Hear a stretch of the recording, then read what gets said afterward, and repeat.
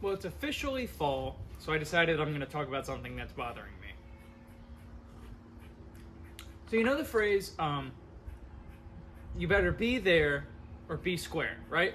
It's like a common phrase, or at least it was, and I've heard it like too many times in the last week.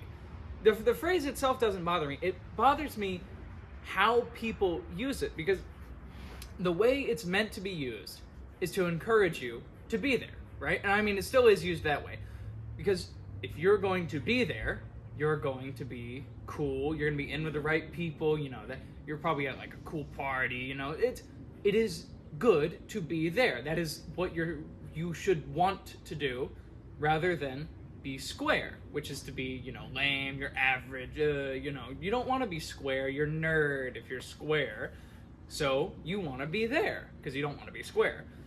But every time that I've heard be there or be square, it is used in a situation like, oh, you better come to the assembly today, be there or be square. Like, is it not square to be there? I mean, like, in that case, what's the cool option there? Oh man, can't wait to go to this assembly, or you know, I can't wait to go to this thing, like for school or whatever the thing. Like, yeah, I'm gonna be there. Of course, I'm gonna be there. But like, am I not square by being there? I just feel like to be there is to be square in that situation. People are using it wrong because it's such an outdated phrase that no one actually uses it correctly anymore. They use it as a way to be like hip, but by doing that, you're taking away the whole point of the phrase, because you're using it on something that is not cool and is, in essence, square. It drives me crazy when people use phrases incorrectly. Like, jack of all trades, master of none. That's not the full phrase. People are always like, jack of all trades, master of none. Like, no. The phrase is, jack of all trades, master of none, better than a master of one. The whole point is that it's better to have many average skills than it is to just be good at one very specific thing, because that's not going to get you very far.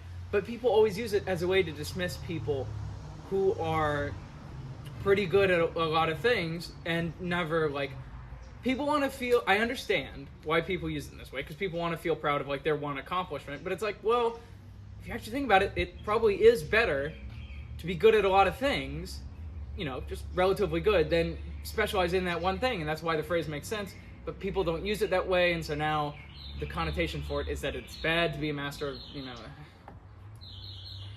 Anyway, it's like I could care less to show disinterest in something, when if you think about it, that you do care, because you're saying like, if you say I could care less, that means you might care the most you've ever cared about anything, or like just this much you care. And there's no way of telling, because you're just saying, I could care less. Like, yeah, if I care about, like, I don't know, the day I get married, I could care less. I definitely could care less. I won't, because that's going to be something I care about, but I could care less. If I said it correctly, which is, I couldn't care less, that means I'm at my minimum. That means I couldn't care any less. This is like the least I could possibly give. And so I hate how one person will say something wrong, or just, and then it gets everyone on saying the wrong thing, and no one ever does like the actual research or realizes what the correct way is. And it drives me crazy that people don't do their research. That's all I'm saying.